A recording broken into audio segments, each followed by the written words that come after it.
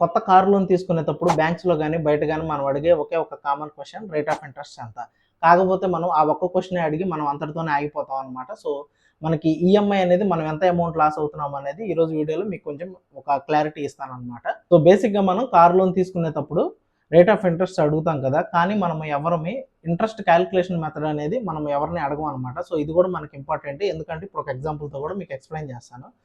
Interest rate అనేది మనకి 2 types ఉంటుందన్నమాట. ఫ్లోటింగ్ ఇంట్రెస్ట్ అలాగే ఫిక్స్డ్ ఇంట్రెస్ట్ అనమాట. సో, ఫ్లోటింగ్ ఇంట్రెస్ట్ అంటే ఆర్‌బీఐ రేట్స్‌ని బట్టి మనకి ఇంట్రెస్ట్ ఇన్ ఫ్యూచర్‌లో పెరగొచ్చు, తగ్గొచ్చు. కానీ అందరం మనం ఫిక్స్డ్ ఇంట్రెస్టే తీసుకుంటాం అనమాట. ఎందుకంటే టెన్యూర్ మొత్తం మనకి ఇంట్రెస్ట్ రేట్ అనేది ఫిక్స్డ్‌గా ఉండాలని. సో, ఇది మనకందరికీ తెలిసిందే. కాకపోతే ఇంట్రెస్ట్ కాలిక్యులేషన్ మెథడ్ అనేది మనకు ఉంటుందన్నమాట. అందులో మీరు చాలామంది ఉంటారు. రెడ్యూసింగ్ ఇంట్రెస్ట్ రేట్ అలాగే ఫ్లాట్ ఇంట్రెస్ట్ అనమాట. ఎగ్జాంపుల్‌కి మనం కార్ లోన్ తీసుకునేటప్పుడు రేట్ ఆఫ్ ఇంట్రెస్ట్ 10% అని చెప్పారంటే సో, ఆ 10% దగ్గర మనం ఆగకూడదనమాట. ఆ 10% అనేది రెడ్యూసింగ్ ఇంట్రెస్ట్ రేటా? లేదంటే ఫ్లాట్ ఇంట్రెస్ట్ రేటా? అనేది మనం తెలుసుకోవాలనమాట. వీటి డిఫరెన్స్ ఇప్పుడు చూద్దాం అనమాట.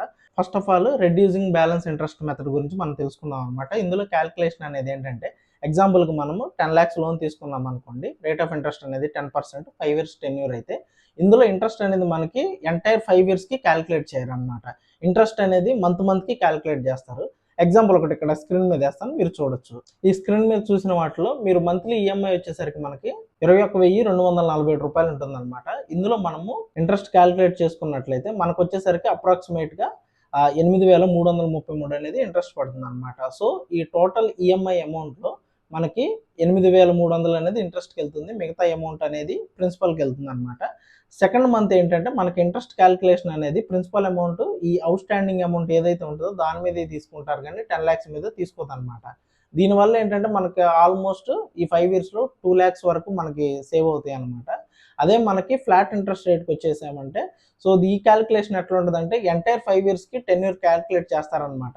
సపోజ్ 10,00,000 10% రేట్ ఆఫ్ ఇంట్రెస్ట్‌తో మనం 5 ఇయర్స్ టెన్యూర్ తీసుకున్నామంటే స్ట్రెయిట్ అవే మనకి 5,00,000 అనేది ఇంట్రెస్ట్ పడుతుందనమాట. సో, ప్రిన్సిపల్ ప్లస్ ఇంట్రెస్ట్ ఇది మొత్తం కలుపుకుంటే మనకి 15,00,000 అనమాట. 15,00,000/60 ఏసేసి మనకి మంత్లీ ఈఎం అనేది స్టాండర్డ్‌గా ఉంటుందనమాట. సో, ఈ 2 మనకి రేట్ ఆఫ్ ఇంట్రెస్ట్ ఒకటే అయినప్పటికీ రెడ్యూసింగ్ మెథడ్ అలాగే ఫ్లాట్ రేట్ ఈ రెండిటి మధ్య కాలిక్యులేట్ చేసినట్లయితే రేట్ ఆఫ్ ఇంట్రెస్ట్ సేమ్ అయినా సరే ఓవరాల్‌గా టోటల్ అమౌంట్ మనం పే చేసే వరకు వచ్చేసరికి ఆల్మోస్ట్ 2-2.5 లాక్స్ వరకు డిఫరెన్స్ ఉంటుందన్నమాట.